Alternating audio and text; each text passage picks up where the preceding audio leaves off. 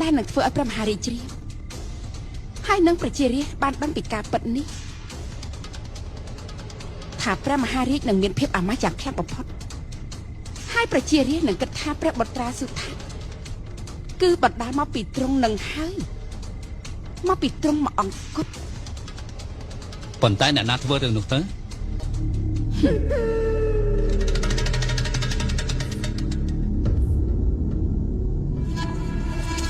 កាមកកាឆាប់នាំគ្នាទៅនៅទីក្រុងថ្មីទៅអ្នកក្រទាំងអស់ចាស់ជរានិងអ្នកមានជំងឺឆាប់ចេញពីព្រះនគរកបិលភ័ស្ត្រនៅក្នុងរយៈពេល2ថ្ងៃនេះតទៅនេះគឺជាការសម្រេចព្រះតីល្អណាស់ដែលធ្វើឲ្យប្រជារាស្ត្ររបស់ព្រះអង្គកំពុងតែស្វែងរកសេចក្តីសុខឲ្យអ្នករាល់គ្នាហើយ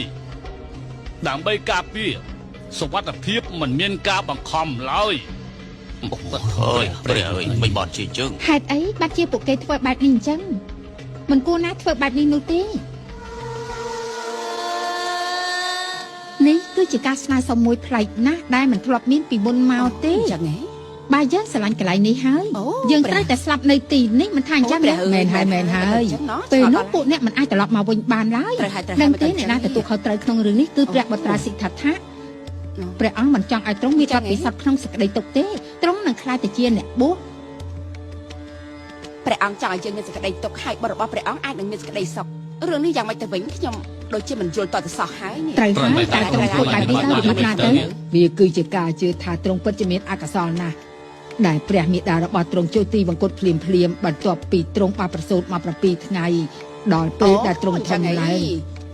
ខ្ញុំទៅបញ្យល់នេះនគរកបិលភៈនឹងត្រូវបណ្ដេញទ្រង់ចេញហើយអញ្ចឹងហ៎ចូលទៅគាត់ព្រះមហារាជទៅប្រជាបទីយើងដឹងថាព្រះបិតាងងឹតប្រណិតហើយដោយសារតែសេចក្តីស្រឡាញ់ចំពោះបុត្ររបស់ទ្រង់ប៉ុន្តែយើងមិនបានដឹងថាទ្រង់អាចមានប្រតិបត្តិបែបនេះឡើយយើងមិនដឹងសោះតើមានរឿងអ្វីទៅមង្កាឡាមហារាជទ្រង់មានបញ្ជាអ្នកមានសេចក្តីទុក្ខអ្នកក្រីក្រអ្នកជំងឺចាក់ចេញពីព្រះនគរគេធ្វើបែបនេះហេតុអីដើម្បីតែព្រះបុត្រាស៊ីថត្ថៈដូច្នេះទ្រង់គ្មានប្រតិមេត្តាហើយទ្រង់ក៏មិនអាចខ្លាចជាអ្នកបួសបាននោះដែរព្រះមហាទេវីមាយាមិនជឿថាមានរឿងអ្វីកើតឡើងនោះទេព្រះមហាទេវីត្រូវតែខាត់ព្រះអង្គបើប្រជារាស្ត្រមិនពេញចិត្តរឿងនេះពេលនេះរឿងគួរឲ្យខ្លាចកើតឡើងជាមិនខាននោះទេជឿខ្ញុំចុះ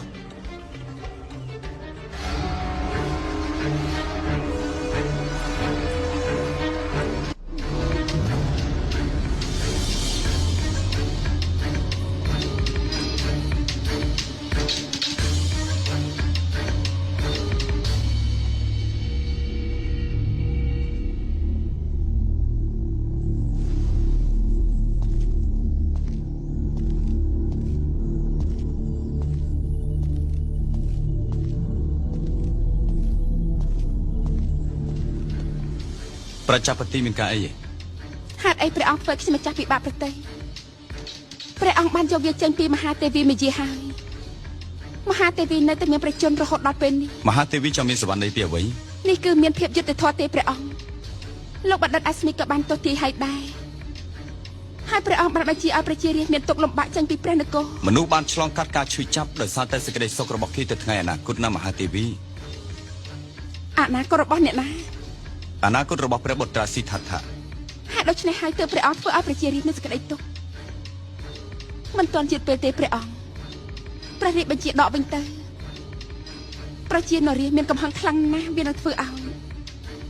ជីវិតរបស់យើងដូចជារស់នៅក្នុងឋាននគរកបិលភ័ស្ត្រត្រូវតែមានអន្តរិទ្ធស្នងរាជគេគឺជាអ្នកបង្កើតច្បាប់ទាំងអស់របស់ឥណ្ឌានេះព្រះរាជាមួយអង្គមិនអាចស្បាយប្រតិបានបើទ្រង់ធ្វើឲ្យប្រជារាស្ត្រមានទុក្ខកង្វល់ឈឺចាប់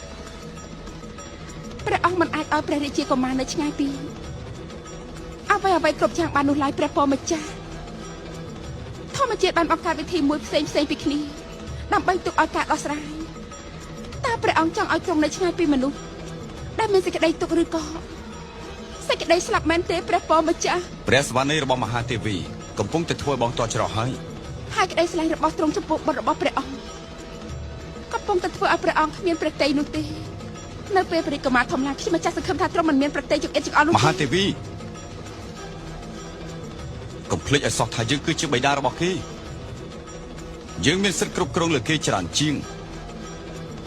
ហើយយើងកំពុងតែធ្វើរឿងនេះដើម្បីផលប្រយោជន៍ល្អបំផុតរបស់គេនឹងមិនស្គាល់អំពីសេចក្តីទុក្ខឬក៏សេចក្តីស្លាប់ដែលធ្វើឲ្យគេចេញទៅបួសឡើយ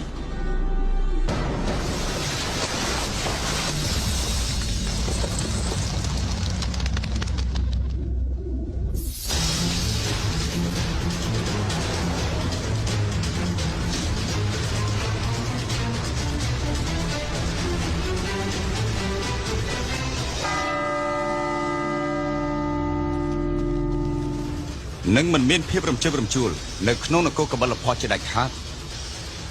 ហើយក៏គ្មានពិធីបុណ្យសពអ្វីទាំងអស់ដែរ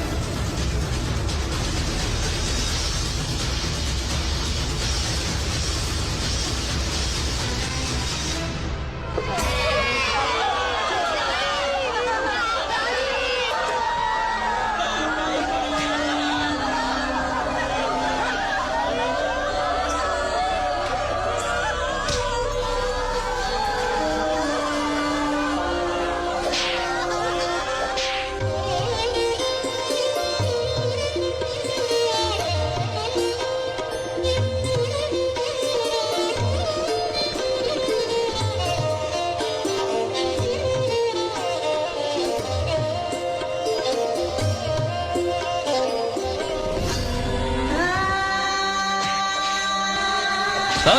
ឆាប់ទៅចេញទៅហោចេញតែមកយាឡាកុំយកគេទៅគេមិនអាចរកតែគ្មានជារបស់គេបានទេលោកយកគេទៅឆ្ងាយដែរទៅទៅពេលដែលគេធ្លាក់ឈឺនោះកុំភ្លេចឲ្យសោះថាយើងគឺជាបិតារបស់គេយើងមានសិទ្ធិគ្រប់គ្រងទៅលើគេច្រើនជាងព្រះមហាទេវីព្រះអង្គកំពុងតែមានបញ្ជាឲ្យគេធ្វើបាបប្រជានារីដែលមានទុក្ខលំបាកហើយមនុស្សគ្មានចិត្តមេត្តាទាំងអស់នោះនឹងមិនមានចិត្តជាមនុស្សធម៌ទេកុំធ្វើអញ្ចឹងដាក់យើងអីកុំធ្វើអញ្ចឹងអីកុំយកយើងចេញពីកូនចៅរបស់យើងថ្ងៃណាមួយលោកនឹងឆ្លងភាពជារាពីយើងដែរហើយលោកកុំអខំឲ្យយើងចេញទៅដោយគ្មានផ្ទះសម្បែងបែបនេះព្រោះតែព្រះបត្រារបស់លោកទ្រង់នឹងឲ្យលោកមានថ្ងៃនេះដូចជាយើងដែរឲ្យលឿនព្រះជាម្ចាស់សូមឲ្យព្រះជាម្ចាស់ជួយនាំអ្វីទាំងអស់នេះទៅឲ្យឆ្ងាយផងទៅព្រះអង្គហេតុអីព្រះជាម្ចាស់គាំទ្រមនុស្សខូខើបែបនេះប្រាប់ខ្ញុំម្ចាស់មកតើហេតុអីទៅព្រះពរហេតុអីព្រះជាម្ចាស់មិនឃើញការជឿចាប់ខ្ញុំម្ចាស់ផងកុំឲ្យអំពើអមនុស្សធម៌នេះនៅជាមួយខ្ញុំម្ចាស់អីព្រះពរយកទឹកភ្នែកនេត្រារបស់ព្រះអង្គជួយខ្ញុំម្ចាស់ផង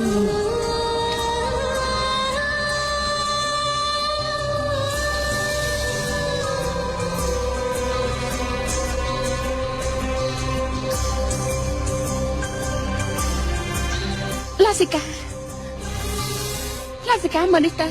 សិដ្ឋាគេមិនសពប្រតិកន្សែងឡើយក្រាបទូលមហារាជយើងមិនមានមនុស្សចាស់ជរា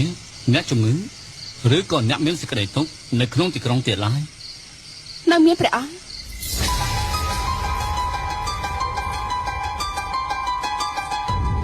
អ្នកណាគេសិដ្ឋាកំពុងតែទ្រង់ព្រះកន្សែងណាទោះបីជាទ្រង់កំពុងតែផ្ទុំក៏ដោយហើយស៊ូសានទៅព្យាបាលគេភ្លាមទៅទទួលព្រះរាជបញ្ជាក្រាបទូលការឈឺចាប់នេះមិនអាចព្យាបាលបានទេមិនអាចឈឺចាប់ធម្មតាទេតើព្រះអង្គនឹងធ្វើយ៉ាងណាចំពោះរឿងនេះធ្វើយ៉ាងណាទៅព្រះពរម្ចាស់ក្សត្រិយាត្រូវតែមានអ្នកដែលមានស្នាដៃល្អមិនធ្វើឲ្យឈឺចាប់ឡើយ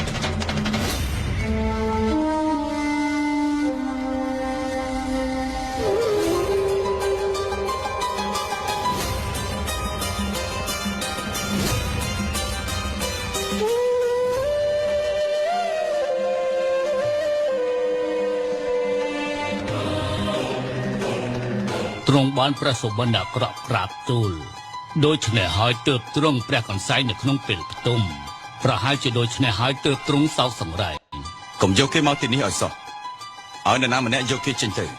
ចាប់ពីពេលនេះតទៅលោកនឹងក្រុមគ្រួសាររបស់លោកក៏ត្រូវរស់នៅក្នុងរាជវាំងដែរលោកត្រូវតែមើលថែមិនឲ្យនរណាម្នាក់ធ្លាក់ខ្លួនឈឺនៅក្នុងព្រះបរមរាជវាំងជាដាច់ខាត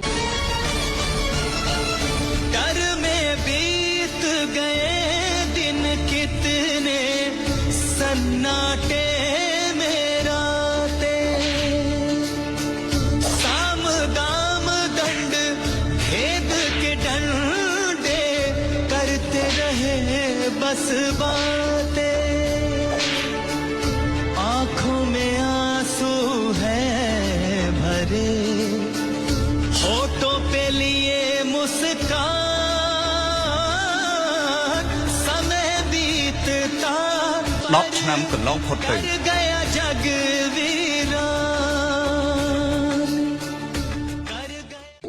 សិដ្ឋានសិដ្ឋានសិដ្ឋាន ទ្រង់នៅក្នុងព្រៃខាងនោះក្រាបទូល